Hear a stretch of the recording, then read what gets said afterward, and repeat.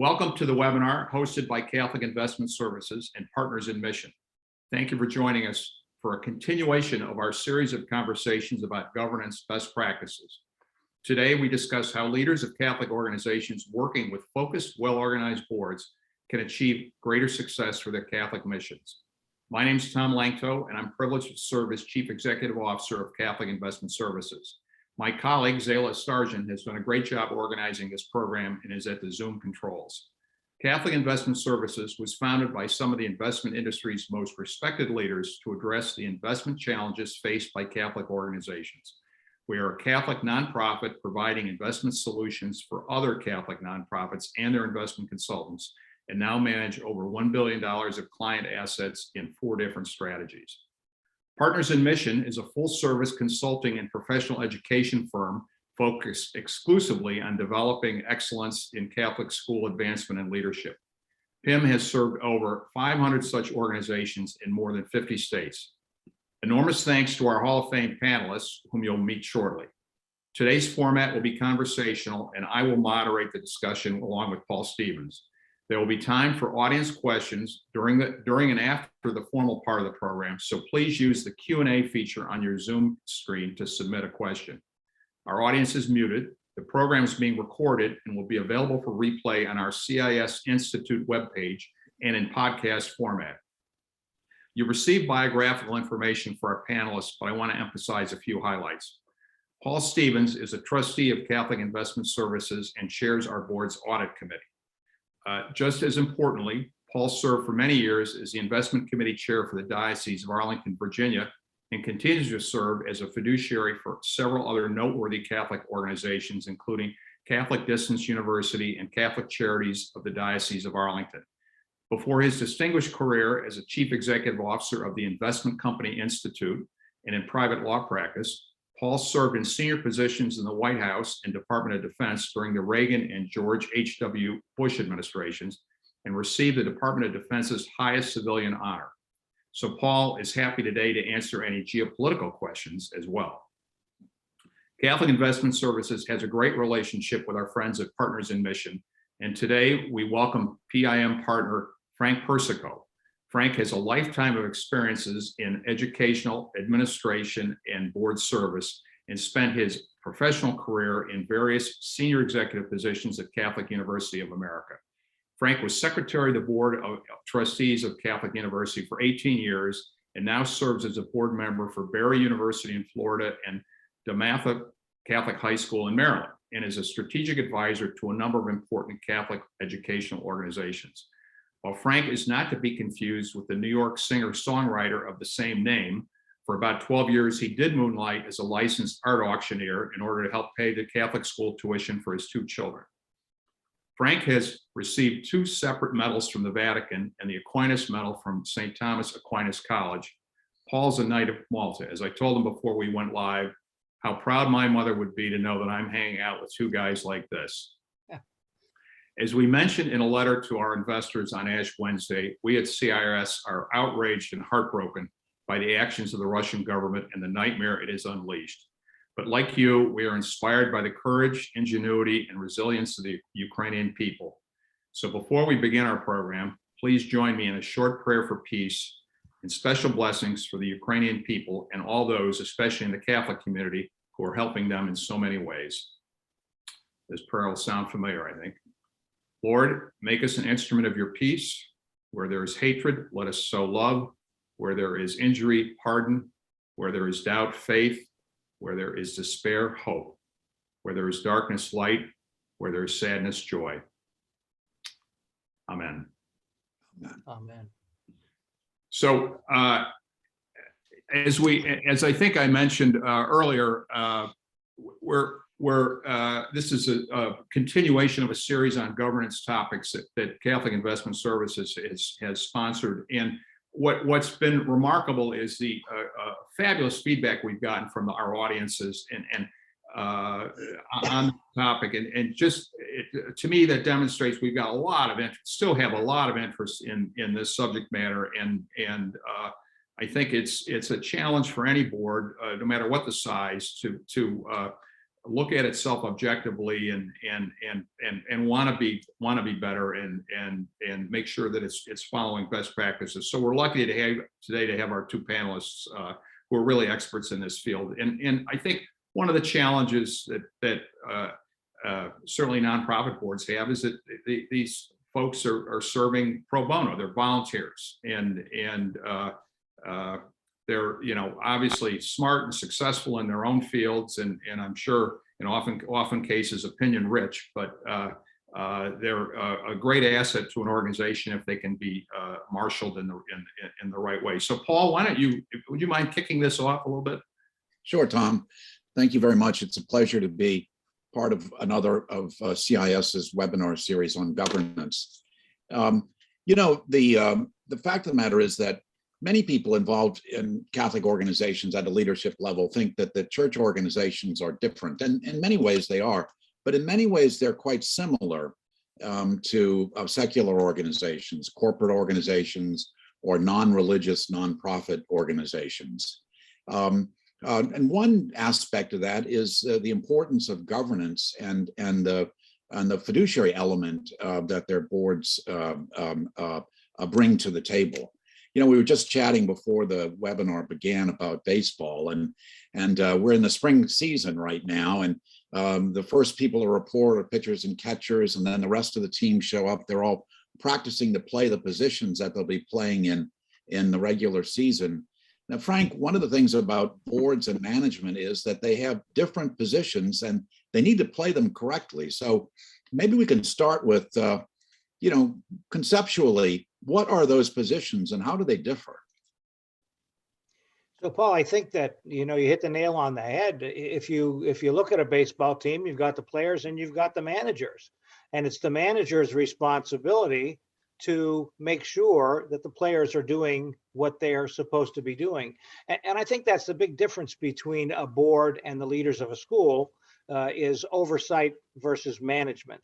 And sometimes you'll find that boards want to get out of the oversight business and into the management business. And that's where the roles conflict and that's where they collide. And one of the things we can talk about today is how we can make sure that the overseers, the fiduciaries, are not jumping into the realm of management, and they are doing what they need to do to assist and advise those who are the leaders of their schools. Well, but I assume, Frank, the principle is broader than just an academic setting. It would apply to other religious institutions as well, would it not? It would indeed. And interestingly enough, you think of the old real estate thing that says location, location, location. Well, in this instance, we're looking at mission, mission, and mission. In my opinion, and that's all religious organizations, many organizations, not only religious, have a specific mission. And that mission is really important. That drives the bus, if you will. And like you said, it's not just a school, it's any organization that has a board. And it's important for the board to be able to be on board with the leadership of the school and the mission of the school to help to drive that forward. So yes, it's something that is parallel for everybody.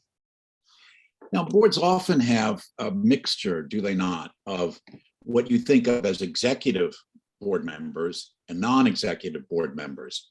An executive board member would be someone who has a management role, maybe the president of the organization or has an officer's position.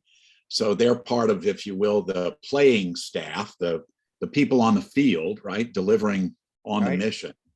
And they're non-executive board members who are often thought of in the corporate world as independent directors or trustees. Talk a little bit about that distinction.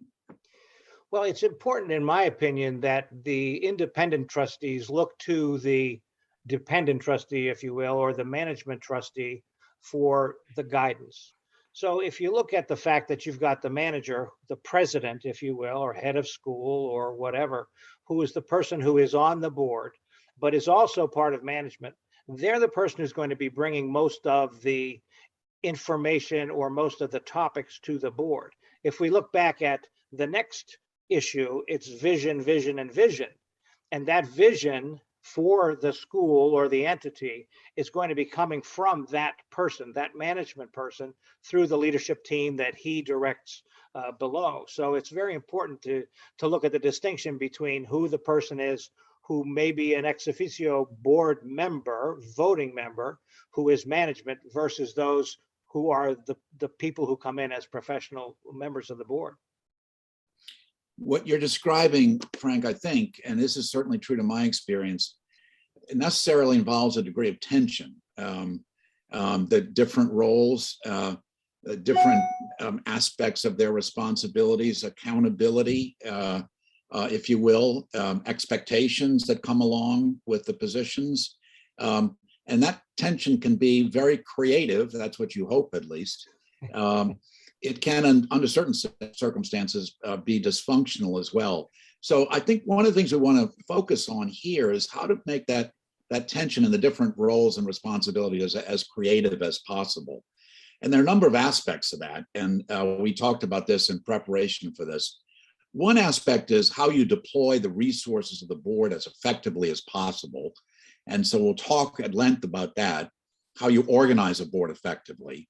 Right. And then I want to get to how you actually recruit and populate a board to make sure you've got the right people, the right talents. This is diversity in not the DEI sense, but in a more richer and even more meaningful sense of equipping the board in every respect to help advance the mission and frame the vision of the organization. So let's start with the first one. How do you organize to be effective as a board?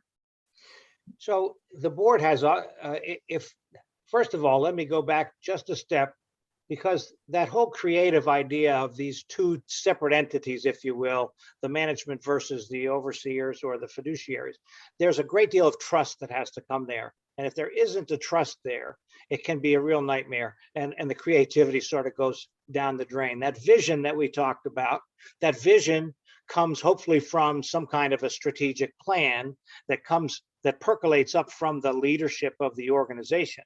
So you've got the strategic plan that leads to the vision, and all of that comes up through that number one manager who's going to take it to the board. So to do that, the most effective boards, in my opinion, and the ones that I've worked with most successfully, are the ones that have active different committees that take advantage of the skills of the different board members, as you talked about, and they look at the different aspects of the organization. Take a school, for example. You might have an academic committee. You might have a facilities committee. You'll have an audit committee, a finance committee, probably some kind of an enrollment and marketing committee. You'll have an advancement committee. So all those people are individuals who are chaired by someone on the board, if you will, who has a great knowledge, or if they don't have a great knowledge of the field, they're learning that, but you try to get people in those areas who have some kind of experience. They're getting fed, if you will, or they're getting the information on the vision and the mission from the people in the school who are their leadership team helpers, and they're percolating that up to the board. So the work of the committees is so essential to how the work of the board works. So you might have all of those different committees. They're working together, I would hope, so that the information that comes to the full board comes from the committees in some kind of synchronized way, so that the board knows that the entire leadership is working together as a whole to bring forward a cogent and cohesive vision to the board for their action, for their approval, for their monitoring, etc. So that's very important, is how to put the board together in such a way that the committees are doing the work of the leadership, of the vision, of the mission, and bringing it to the board so that the board can be successful. So that's, to me, is the nuts and bolts that make it work. Yeah, I think you start at a board level with the board thinking through, well, what committees do we really need? Sure. What ones are going to help us fulfill our function in support of this organization? And a proliferation of committees just to have them, obviously, is not necessarily appropriate. So you have to think about what the organization requires. That in part is going to drive, well, how many board members do we need? How large should the committees be? It will also drive, I think, a process that I consider to be very important, which is the board working with the committee and framing a charter, which is Absolutely. a mandate from the board about what it expects the committees to do. It's an authorization, if you will, a mandate to the committee, go forth and do this for us on an ongoing basis. Those charters, in my experience, are best if they're living documents, reviewed by the committee and by the board, perhaps even on an annual basis, but Right. at least on a regular basis, and renewed and reapproved. The other thing about the committee structure, I'm sure you found as well, is that recruiting a director onto the committee allows him or her to actually do a deeper dive into aspects of what the organization does, and it provides a degree of satisfaction. I mean, I must tell you, when I chaired the investment committee of the Diocese of Arlington during the great financial crisis of 2008 and 2009, I knew for absolute certainty that I was helping my diocese in a very, very important way through a unique crisis for our church organization here in Northern Virginia. I'm very proud of what we were able to accomplish during that time. But I left after 11 years on the Finance Council with a great deal of satisfaction, knowing that I was able to do that. And I think that's part of the reward, the intangible reward, right, that directors get from serving on a Catholic organization. Since even if you double their salaries, it's likely to stay at zero. Right? Absolutely. You know, it's interesting because the whole idea of diving into a particular issue is important. And it's interesting that that you mentioned the number of committees. Yeah, I mentioned academic committees. A lot of schools don't have that because they don't feel that their directors have the expertise in that. You mentioned the number of directors. So if you only have 12, and some of the bylaws of some of these organizations only call 12 to 15, how many committees can you have? But then you have the opportunity to bring additional people on board who are not necessarily members of the board, who can lend help to the committees, who could be members of the sports analogy again, farm team, who might be people that we're looking at to come forward to be board members in the future. And I'll tell you, Paul, what you mentioned about charters, that is the number one thing that will make a board successful if everybody has a charter that they follow. I was looking at a charter earlier today. Interestingly enough, I'm big on nominating committees. I think nominating and governance committees are really key to what happens with a board because of the fact that they look at the governance, they look at the bylaws, they make sure things are going well, they do evaluations of both the members of the board as well as the board itself. And I have this one charter for a governance committee that, interestingly enough, it's the 6th item in the charter that talks about selecting people for the board, because they have in here board development, trustee handbook, orientation, new board member orientation. A lot of people forget about that. Adherence to the governance documents, evaluation of board members and performance of the board. And those are the 5 things that come before even assisting members of the board. So charters are key. And as you said, they are living documents. They need to be reviewed. I like to review them annually, but the committees may not want to do that, and they may have other things they want to deal with, but they need to be done regularly. So that's an important part of this. Yeah, I would say, Frank, that among the absolutely essential committees for virtually every board, nominating and governance should be among them. Absolutely. Populating the board is really very important, and assisting in the success of the directors that are brought on is essential.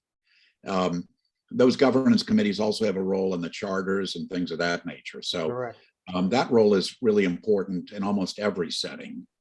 You know, in the corporate world, particularly public companies, audit committees are usually independent of other committees. But the nonprofit world now recognizes that very often finance and audit committees can be joined together because of how limited the board composition might be and the difficulty of recruiting financial expertise onto a board. So I would suggest that finance and audit, perhaps as a joint committee, is an essential committee as well. Yeah. So those are 2, it seems to me, that virtually every organization is going to need. I suspect a third is likely to be a development committee. I don't know any Catholic organization that I've ever been associated with that is not seeking to increase the resources available for it to follow its mission. Now, Tom's laughing, but maybe you found one, Tom. I haven't. No, but I'm looking. I'm always in search. You know, there was a question that came to us earlier before from one of the participants today that talked about should a board be a governing board versus a working board or both? Well, you know, I think the answer to that comes from the nominating committee. And I think you want to look for both someone who's going to work and someone who's going to give. I think that's really important. So I don't think that's an either or to answer that question. I think it's very essential that the nominating committee has to look for somebody who has the gifts and talents to help your board. That's one of the things that's essential. You have to find somebody who's willing to be committed to the mission, of course, somebody who's willing to work. And I think people have to think about the board as being, or the board that they're on as being one of their top 3 philanthropic priorities, if possible. I think that's important for them to be committed in such a way. And as a final thought on that, and the idea of advancement, I've done that for most of my life, so it's very near and dear to my heart. But many people say to me, well, Frank, what can somebody give? What can we ask them to give?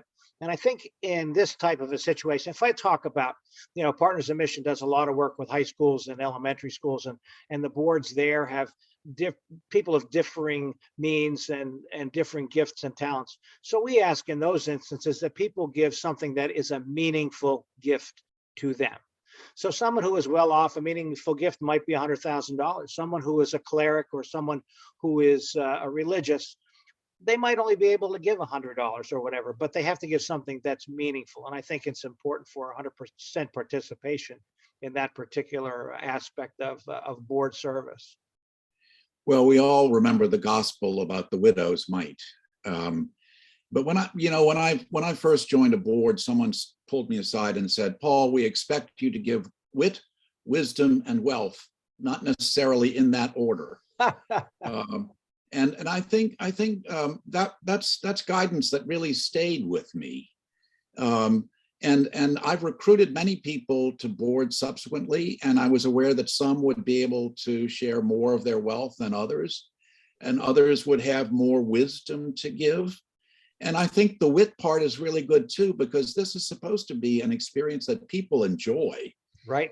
In fact, when we get to the discussion about recruiting people to the board, I think one of the things that is, again, this intangible compensation is enjoying the people that you gather with through the committees or on a quarterly basis or however frequently as board members, and enjoying their company and enjoying being part of a shared mission with them. So that's the wit part. And I think judging what they can contribute has to take all of those into account. Absolutely. I think that's By the way, leadership doesn't exist at the board level, does it? It exists at the committee level too. correct. So what makes a good committee chair, Frank? Well, I think that it's 2 things. Number one, it's going to be a commitment to do some work, because it's not, you just can't show up. You know, it's not one of those jobs where you show up to. So you have to be willing to commit to doing the work. You have to do your best to be in tune with the leader in the school that you're working with. And it's important for the leader in the school to make you prepared for what you need to do. So currently at the MATHA, I am the chair of the advancement committee. By the way, when I went out to the Barry board, I said, I don't want to be on the advancement committee or the student life committee. I've done those too many times. Put me in something where I can dig deep and learn, like you said earlier, Paul. So on the advancement committee, I work almost 2-3 times a week with the executive director of advancement to talk about what are the things we can do to enhance the experience of the board members. And Paul, this is really important, I think, and you touched on it, the fact that if someone's on a committee or on the board, they need to feel as if they are offering something. They just can't be there to hear reports and to listen and say aye when they need to approve the minutes. It needs to be important that they're involved in what is happening, and they need to feel like they're moving the mission and moving the vision. So that's one of the things I talk with the advancement team with on a regular basis. How can we, as an advancement committee, do things that will excite, energize, and keep the people involved who are on our committee? Those of you who are on advancement committees who are listening, you know, you don't often have a lot of things you can bring forward to the board as action items. You give reports and people snore through them or whatever. But the bottom line is it has to be something that's interesting. We have to keep the board members involved, invigorated, encouraged, and get them more involved in what they're doing. I think the best thing that ever happened recently to me with the advancement committee is I had a member write to me after one of the meetings and said, I really love these meetings and I want to know how I can get more involved. So that's a success story. So I think the key for the chairs is that they have to work hard with their leadership buddy, if you will, in the school, and they have to try to do their best to bring forward the best out of the committee, which is keeping them engaged. Frank, I want to punctuate something that you mentioned, which is I think too often board and committee meetings can end up just being readouts, whether it's you spend all your time on approving the minutes and reading a PowerPoint, and there's not enough time left for a high level discussion of issues that are challenging, whether it's management or the institution more broadly. You talk just and Paul, I'd be interested in your thoughts too, just a little bit more on how you make meetings more engaging for the folks who will volunteer to participate. So Well, I can go ahead, Paul. Come on, Frank. Well, one thing, Tom, I think as a minimum expectation, I would think that you circulate extensive materials in advance of the meeting, and you assume that everyone has read them. And if people indicate by their questions or whatever that they haven't, you take note of that, because you at a minimum, a good board member is going to do his or her homework in advance. And so you don't have just a report out. You have actually substantive discussion about, based upon the materials that have been distributed, what are the next steps? What are the issues that they present? What are the opportunities, challenges, whatever it might be? I think that really engages people, and it also tests to see whether they really are doing the work. Paul, you hit the nail on the head. I mean, one of the boards that I was working with, what we would do is make sure that everybody had all the minutes of the committee meetings in advance. And when it came to advancement or enrollment or finance or whatever, unless they had an action item that had to come forward, it was open for questions. And if there was something that somebody wanted to delve into, we can delve into that idea, rather than me saying, well, the comprehensive campaign has X number of dollars, the annual fund has X number of dollars, we had 15 events. That's snooze time. So if you can have the people look at the materials well in advance, so that when they get to the meeting, they have intelligent questions, they can talk about the things that matter, and you don't have to worry about all that reporting out, and you do have a much better meeting. That's perfect. One of the things that does, obviously, is it puts a burden on management to make sure it pulls the material together and gets them circulated to the board in a timely fashion.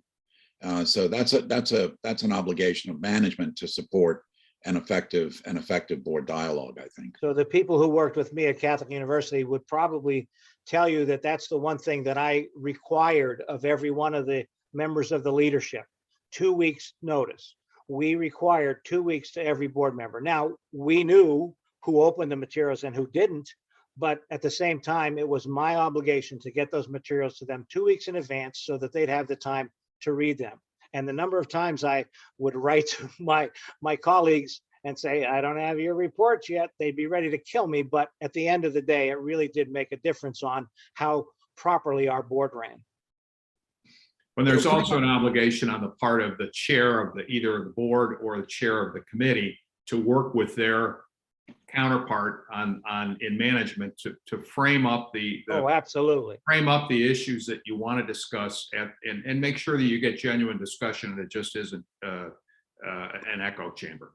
So Tom, that's really critical, and that's the synergy that I see where the president or whomever is in charge is meeting with the leadership team in advance, so that when their committees meet, they're on the same page in terms of, if enrollment brings in this, finance can do this. If advancement brings in this, enrollment can do this, management can do this, finance. So those folks all have to be on the same page. It's really critical. And the way you described it is perfect. I believe executive sessions are very important too. Those are opportunities for only board members, with all of the management personnel who are not board members out of the room, to talk in candor, and typically off the record, because minutes aren't kept in the same way of those sessions, about what concerns they might have and what if any issues they've seen from that have emerged from the board meetings. I want to double back though on one thing though, Frank, which I think is very important, and that is governance committees. And we didn't touch on this before, but it's now common practice in many boards to have both term limits as well as staggered terms. So, for example, in some organizations, you might have a 3-year term that's subject to renewal for perhaps 2 more times. So you could have a 9-year term, and then you're not eligible for election as a director. And the 3-year term means you can do an analysis of whether that individual is actually performed well as a director or not. Could you talk a little bit about what that kind of process provides to a nominating and governance committee? Well, it's important in those instances. If you have, say, 15 directors, you probably want to try to stagger it so you have 5 going off each year. So one of the things that's really important then in this situation is succession planning. What do you do about the fact that you have 5 of your directors leaving? They've been 5 committee chairs because they've moved through the process and they've become leaders within the board. Maybe even the chair of the board is going off. What do you do in order to make sure that when you do that cycling of people, that you are not losing the kind of strength that you have in your board? So I think succession planning is key on that. Give you an example. I have 1 more year on my term at DeMatha, and I'm the chairman of the advancement committee. So I went to the chair about 6 months ago and I said, look, I want you to appoint a new chair to this committee effective for the end of next year. And he said, no, I don't want you to leave. I said, but if we have a new chair, it'll give me a year to work with that person, so they'll be up to speed. So that kind of succession planning is really important. And it's really important in terms of, if those 5 people who are going off this year, one's an audit guy, one's a finance guy, one's an enrollment guy, you want to try to find men and women who are going to be able to provide similar gifts and talents to the board. You're not always going to be able to find that. You don't always have the volunteer pool to do that, but you have to find people who are willing, who have the capacity, who have the intelligence to come on board and do those things and fill in those voids. The gifts and talents that people bring are essential to what the nominating and governance committee needs to be looking for.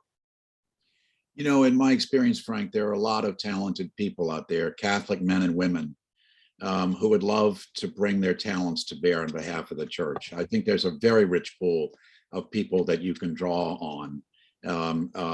And so I don't think the talent pool is by any means depleted.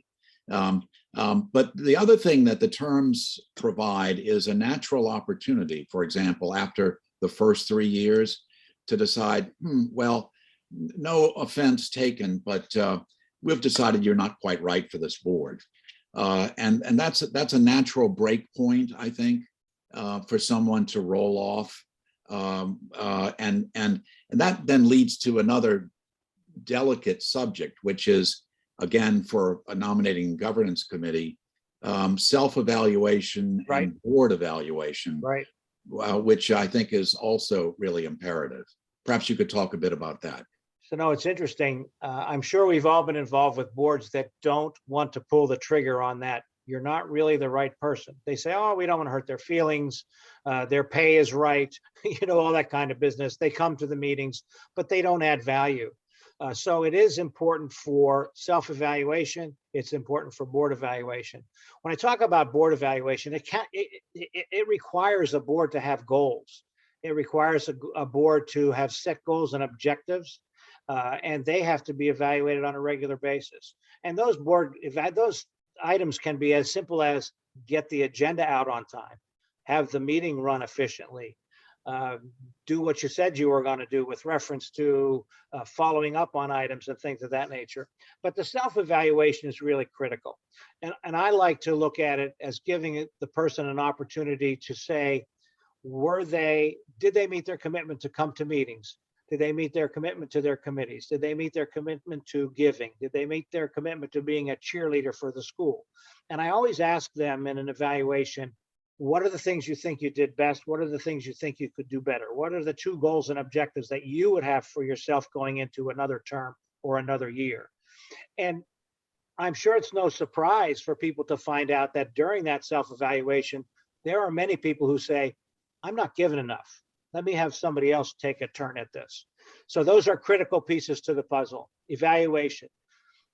Now, one thing we haven't really touched on other than briefly is the idea of, if somebody's on for 3 years and they're not successful, is that their fault or is ours? What did we do to onboard them? What did we do to make them aware of what the mission of the board was? What did we do when we onboarded them through board orientation to say, this is what we expect of you over the next 3 years or the next 6 years or the next 9 years? So that is another critical piece of this puzzle. So you bring somebody on, but you give them the opportunity either to succeed or fail. And if we don't work on any kind of orientation or onboarding, we have set ourselves up, we've set them up, we've set the board up for failure. You know, it's a sacred trust to be a member of a board. And if we don't give them the tools to do what they need to do, you know, that's shame on us, not shame on them. I completely agree. So we've sketched out responsibilities for this nominating and governance committee, which is really quite vast, but it's incredibly sensitive, and we haven't even gotten to that point about talking about recruiting. And I see Zella's on the screen now, so she probably wants to get our audience into this dialogue. Yeah, hi, Paul. Oh my, we have a bunch of really good questions, some of which you touched upon. But as a continuation, what we're just talking about nominating and governance committees, the question is, who's the counterpart in management for the nominating and governance committees? That's a good question. I think it depends on the organization. If I look at, Catholic University, where I was for so many years, I was that liaison to the governance committee as the secretary to the board. Now, our board secretary was not a board member. It was someone who was a member of the staff, and that's not a usual position. In some of the schools that we're talking about, it probably could be the head of school. It could be the president. It could be someone that the president designates to do that. But it's an essential position. It's somebody who has to be close to the seat of power, in my opinion, and somebody who has to know all the players and understand the needs of all the committees. So it just can't be some random person picked out of a hat. Yeah, my guess, Zella, is that in a good organization, the chief executive is going to want to know and be involved in the process of board selection. Right. Not to second guess, but if he or she sees a real problem, at least to flag that. So I would think that that's involvement at that level, even if the CEO is not a member of the nominating and governance committee per se, that he or she ought to be brought into the process. Correct. There's a good conflict of interest question, and I thought maybe Frank, you should start, and then Paul, you should continue, because I know you have some good thoughts on this topic. The question is, should the parents of a currently enrolled student be precluded from board membership so as to avoid conflicts of interest? And why don't we look at that in the conflict question in the broadest possible way, because we're all aware, that's a great example, but we're all aware of donors, board members who, for whatever reason, are providing services to an institution. And let's talk about it more broadly as well. Sure. Well, as far as parents are concerned, I prefer not to have parents. I know that many of the schools that I work with now have parents who are on the board, but you got to think of this, the board having an overarching need to meet the mission and the vision.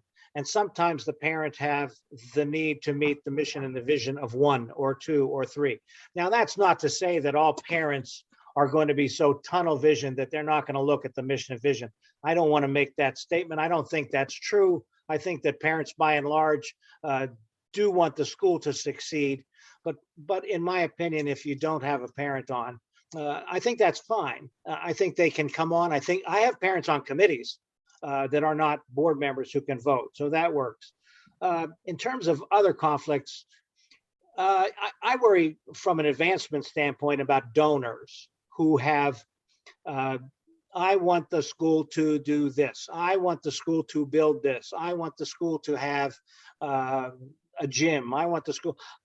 That's a concern of mine. If you have a large donor on your board who's going to try to dictate things that they want, that's a conflict in some ways. Paul, do you want to add to any of that? Well, I mean, I think the issue of conflicts is a really very sensitive one, and it's one that I'm not sure that all Catholic organizations really are as alert to as they should be, and it crops up in so very many different ways. I hadn't even thought about the issue of a parent being a member of a school's board. That strikes me as an easy one to deal with by just making sure the parent has no involvement in board actions with respect to his or her child. But others are not so easily unwound. The example Frank gives about the donor, where the board may have a very significant financial interest, which conflicts with its engagement with an individual. There are many instances where individuals serve in both a fiduciary capacity, at least I think there are, and also are providing goods or services right to the church. And those make me very uncomfortable because there's a sense in which there could be the appearance of a quid pro quo, or the fiduciary relationship and somehow or other being eroded or suborned in some fashion by the for-profit relationship. And I think that needs to be, particularly in our day and age, where there's such scrutiny brought to bear on all activities of our church, and we live in an age of such transparency. I think a high degree of sensitivity to these things is really very important. It's one of the reasons, frankly, that I ascribe such importance to the USCCB guidelines and the Catholic investing principles that CIS brings to its clients. The reality is that those are investing principles that put our faith into action, and Catholic organizations that don't follow them are in effect not following our faith, and that's scandalous to me. So yeah, Paul, and one of the things that I found on a couple of boards that I'm involved with, you get people who are willing to be board members, and they might be working for some kind of a bank or an investment firm, and they want to be the people who control your investments. In most instances, we say, no, that can't happen. That just doesn't make sense. Even though they might have an arm's length from the alleged transaction, the conflict there looks incredibly bad. So we are very careful in that particular case to at least the boards that I've been on, and the ones that I advise, to not be involved in that. And I agree. I'm surprised at how many schools do not follow the USCCB guidelines. They are very open. They are very sensible. So I know that CIS is certainly follows those, and many other institutions do as well. So I think that Catholic schools should look to that. And Frank, I do not believe over the long term you sacrifice any investment results either. So there's no financial reason right not to follow them. Very good. Well said, Paul and Frank. Thank you. You're right. That's why we were created. So we have several questions. What were the 5 living documents required recommended of board members? Frank, I think this refers to your governance committee charter, and you'd said the top 5 items, the 5 top before recruitment, right? There's 6 items, and of the top 5 were various responsibilities of the committee. Sure. One is board development. You know, you got to keep your board members up to date, and some of that might even be discussing things like conflict of interest, which is unfortunately, many boards don't even look at conflict of interest statements, confidentiality statements, all very important. Now I'm thinking again in terms of secondary schools, sometimes colleges, sometimes elementary schools, not necessarily for-profit organizations like you guys may have been involved with. Second one is a handbook. How simple is that? This is a board handbook. You know, it's very simple. This is a large one, but it has pictures of all the people and all that kind of stuff. But what it needs to do is have the charters in it. It needs to have the bylaws in it. So a board handbook is important. So when you do your orientation, here's what we're expecting from you. An orientation program. That's what I just mentioned. You need to put together some kind of a board orientation or onboarding program so that when your new trustees or your new board members, your new directors come in, there's an opportunity to talk with them and they can meet all the leadership and they can see how it all works together. Adherence to governance documents. It's amazing the number of schools that I work with who don't even know they have bylaws or have never even looked at their bylaws. They don't know that there's term limits. They don't know how many board members they're supposed to have. They don't know anything about charters. And then the 5th thing is to evaluate the trustees or the board members and to assess the performance of the board overall. So there's 2 evaluative processes here. One of the board member, his or herself, and another of the board. So those are the 5 that I have before the thought of getting into recruiting and selecting. Oh, well done, Frank. Thank you. There's a question about and what's your insight on general counsel's connection with the board? Who wants to start? Frank, do you want to? I'm gonna let Paul start on that one. Maybe Paul. Well, as a recovering lawyer, I can tell you that the counsel's function has grown altogether more important over the years, and I would think that board members really need to look to the assistance of counsel in many aspects of their work. For example, the whole process of the evaluation of the board's performance is one that counsel can assist with. It can be done under the relationship of attorneys and clients in a private and confidential way, and I think that is now typical of the way that is done. No matter what board you're on, nonprofit, for-profit, whatever it may be, there are more and more laws that affect your operations. Frank, you know that very well in the academic context.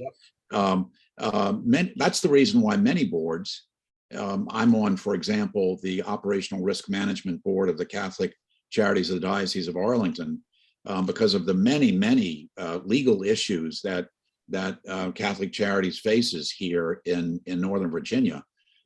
So I would think expert counsel participating in the appropriate committee process, participating in the board process, assisting in the framing of the agendas for the board, reviewing minutes and the like, that's an essential role in support of the board's process. When I was working at Catholic, we had the general counsel was the assistant secretary, was my right arm. So Paul, from that standpoint, I agree 100%. Sorry, Tom.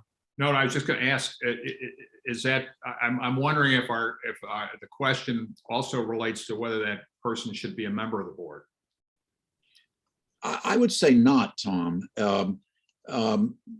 Lawyers require a degree of independence, and there's been a tension about that.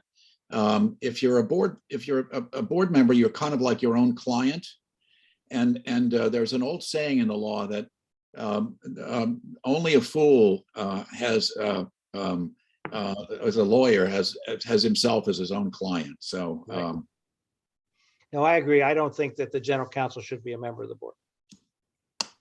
Okay, we have a question, a Q&A button. What if the organization is short-staffed and has difficulty carrying out their mission and vision?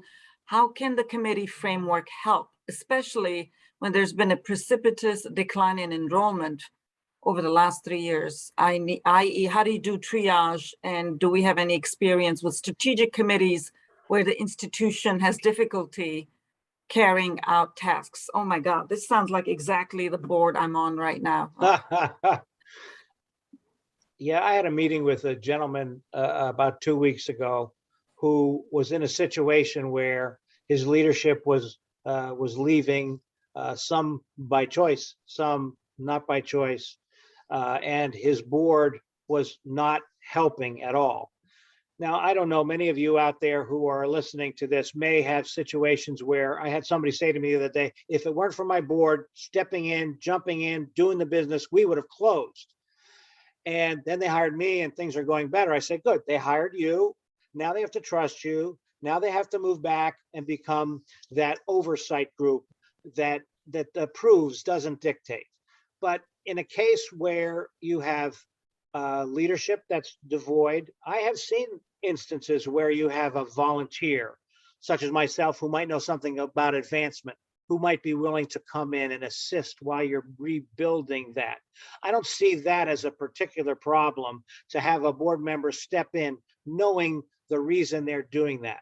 I was working with a school, actually I was on the board of a school, and that school, the person who was their advancement director left, and they asked me to come in a couple times a week to see if I couldn't help. So I had the expertise to do it. I was willing to do it. So there are times when board members can come in and help leadership to rebuild. But once that rebuilding is done, it's time for the leadership to move back and do their responsibility as oversight. Well said, Frank. Tom, or Paul, any final questions? We have a few minutes here before the top of the hour. I think we had a question come in before the call about any specific recommendations for a board that has just been reconstituted and looking to start off on the right foot in terms of priorities, things to consider, setting a good precedent. Well, my thought would be the first thing they should do is what Paul mentioned earlier. They need to sit down and talk about what do they need. They may be reconstituted, but the old constitution might not be the best way to go. So they may need to think about what is it that is going to be best for them. Do they need X committee? Do they need Y committee? So that's important for them to think in those strategic terms. Then I think they need to, once they get those committees together, or when they have the leadership thinking about what is their direction, what is their mission, what is their vision, that board needs to sit down and think strategically about what their responsibilities are going to be. They need to think about finding charters and deciding on those committees, what those committees are going to want to be doing, because that's essential for them to have a roadmap. Then they can start thinking about other things like strategic planning. But in the beginning, you have to think about orientation. You need to think about charters, responsibilities, what committees are the best you're going to have, and how you're going to work with the leadership of the organization to take from them their mission and vision and try to help implement that in an advisory capacity. Yeah, I guess I would say it's sort of back to basics. I've been involved with an organization that's doing this very recently, and they began with their bylaws. They just worked with legal counsel to sort of reconsider their bylaws. They then reconsidered their committee structure and drafted charters. They've now been recruiting new committee members and looking to get some new blood. They've been working with the Catholic organization of which they're a part and its leadership. You know, the COVID-19 and the pandemic has been a big, big problem, but they feel maybe now they're getting past that. They're looking to re-energize their development efforts and things of that sort. You know, you got to walk before you run. And I think, you know, this is an organization, gosh, it's part of an organization that's been around for about 800 years. So I'm sure it's going to endure. You know, it's rebuilding, and it's promising, but it takes some time. And so It takes patience time. and determination, I think, is the key. We have a last minute question. question. Last question is for Frank. Frank, you've been involved in three papal visits to the United States, most recently Pope Francis when he visited the Catholic campus and said mass for 30,000 people. What's your best Pope story? Well, in 2008, when Pope Benedict came, I was in charge of his visit to Catholic educators. We had superintendents of schools and presidents of Catholic colleges. And when he came in to the building, we put him into a holding room. And we waited for his entourage of cardinals and priests, et cetera, all 40 of them, to lumber in and get up on the stage before we allowed him to enter. So I was at the entrance to the hall, and the Pope was in a room across the hallway. So he was standing there like he was ready to charge out of the gate in a football game as a player. And I went like this. I went like this. And I looked and I waited and I turned around and he went like this and I went like this and I went like this. So the third time I turned around, he looked at me like, I got to get moving. So I said, come on. And he sped by me like a rocket. And later on in the day, I ran into him and he pointed at me and he said, you. So funny. That's great. Great Well, story. Frank, thank you. Paul, thank you. Really valuable program today. I know our audience got a lot out of this. Zayla, thanks for getting this organized. To our audience, thank you so much for joining us today. Please, there's a short survey to fill out after the call's over, so please fill it out. Helps us with future content and feedback. And I hope you all continue to pray for peace and be well. And this ends our program. Thank you very much. Frank. Thanks, Ella. Thank you, Tom. Thank you. This Bye-bye. will be on podcast also, so coming up. Thanks, bye.